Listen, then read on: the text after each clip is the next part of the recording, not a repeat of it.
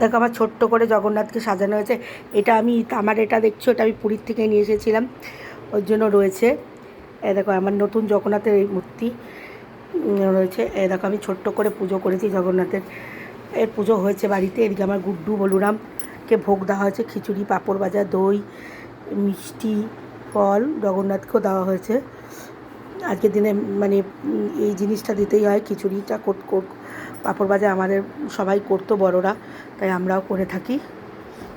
5 রকম ফল দিয়েছে, দেখতে পাচ্ছ, 5 রকম মিষ্টি দিয়েছে।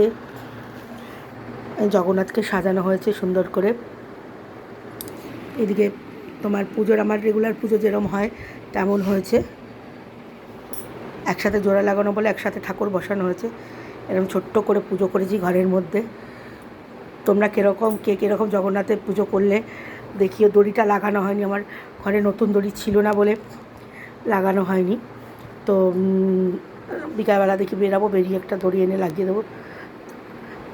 রথ তো টানতে হবে। আমরা ছোটোবেলায় বলতাম রথের চাকার মধ্যে চুল লাগিয়ে দিলে রথ যতদূর যাবে চুল ততদূর লম্বা হবে। এই ছোটোবেলায় মা মাসিরা এই কথাগুলো বলতো। তারপরে চলো দেখি আমাদের বাইরের কী অবস্থা, কে কী করছে। আমার বাড়িতে আজকে নিরামিষ খাওয়া দাওয়া।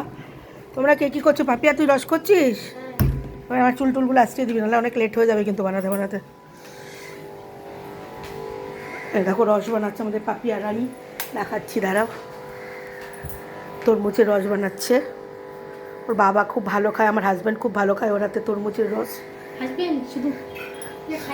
হ্যাঁ, আমরা সবাই ভালো খাই, এটা বাজে কথা যে মানে ও বাবা বেশি ভালোবাসে, বল দাদা বেশি ভালোবাসে না, বলে আর কিছু খাবো না, তোরাতে তরমুজের রসই খাবো। মামাটাকে তো বরফ টরফ দিস না। হ্যাঁ এটা, হ্যাঁ তুমি তো দারুণ বানাস এই শরবতটা। কী দিয়েছিস পাপিয়া? এটা দিয়েছি তরমুজটা আগে আগে ওটা ছেড়ে নিয়েছিস? হ্যাঁ তারপরে এখনো ছাড়িনি, এই তরমুজটা আগে জিরে জিরে করে করে নিয়েছি, মানে গলিয়ে নিয়েছিস? হ্যাঁ, তারপরে এতে লেবু, পাতি লেবুর রস দিয়েছি, গন্ধ লেবুর রস দিয়েছি। হ্যাঁ